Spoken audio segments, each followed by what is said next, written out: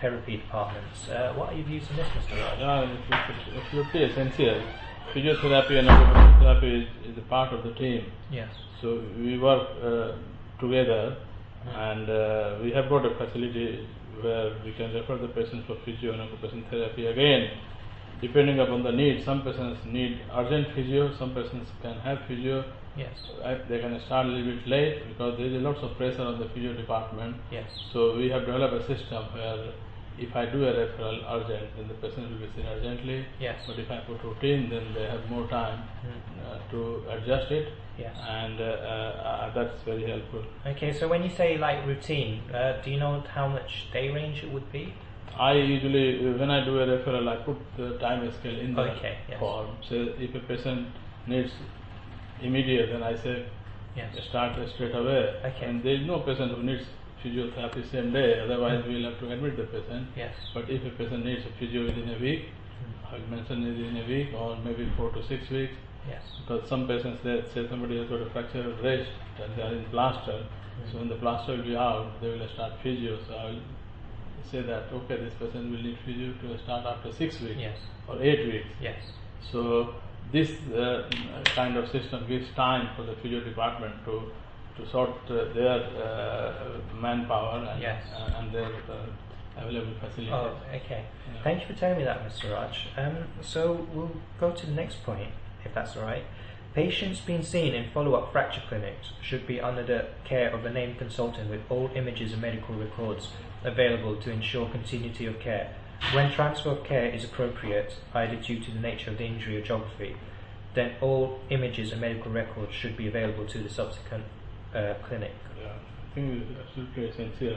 As I said, these guidelines we follow anyway. Yes. And it is essential that a patient is under care of a named consultant. Yes. So that basically he is in charge and he is responsible for his care, overall care. And if a care needs to be transferred, for example, I am a lower limb surgeon, and if a patient needs a specialist upper limb work, then I have to refer the patient to upper limb unit. Yes. It might be either in this hospital or maybe some other hospital. Yes.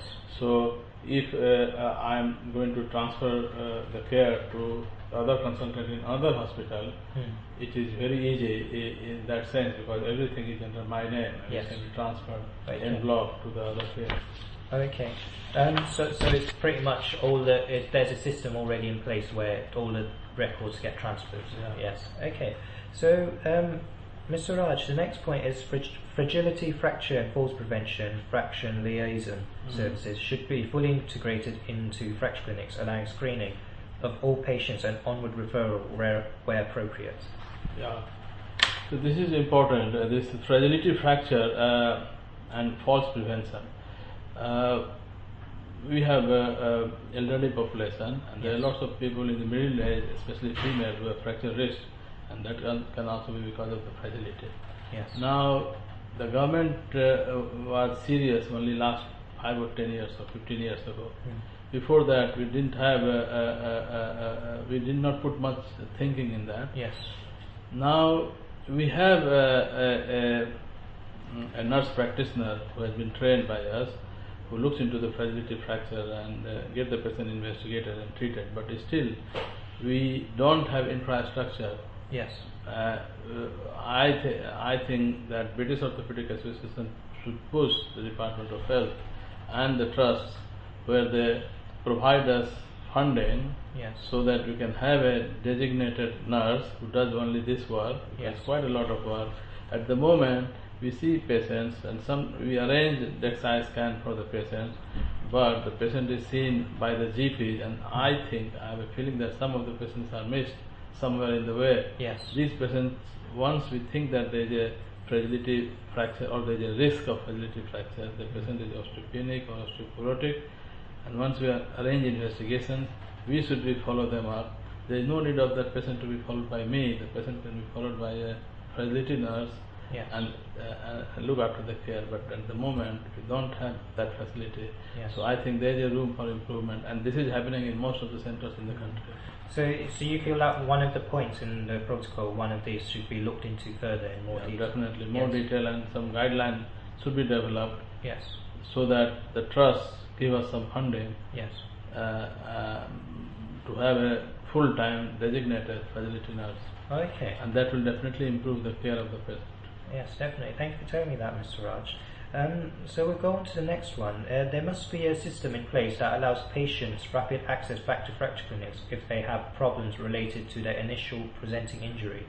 Yeah, I think this is absolutely essential. At the moment, as an ad hoc arrangement, the system is that if a patient is discharged and if he has a problem, he can ring the hospital and ask for the named consultant, and the patients know the named consultant because it is written in their appointment letter, and they can book for appointment. But this is not documented. Yes. I think that what we should do is we should do some kind of poster, and that should be pasted at many places in the fracture clinic. Yes. That if you are discharged and if there is a problem, you can ring on this number. Yes. So I think this gives me an idea, and I'm going to discuss this in our next orthopedic meeting. Yes. So that if a patient is discharged and there is some problem related to that fracture issue, the patients can come back. So it's more like a convenience thing, like so if there's any problems, phone this specific number and you'll get more information on it. Or he can be given another appointment. Yes. Okay. Yes, thank you for telling me that, Mr. Raj. So the next point is, for common injuries, patient information booklets and exercise sheets should be provided. When treatment involves cast splintage, slings or appliances, then written care instructions should be provided. What I will say is that I think British Orthopedic Association should take the lead on this. Yes. They should do some guidelines and leaflets, and that should be put on the website. Yes.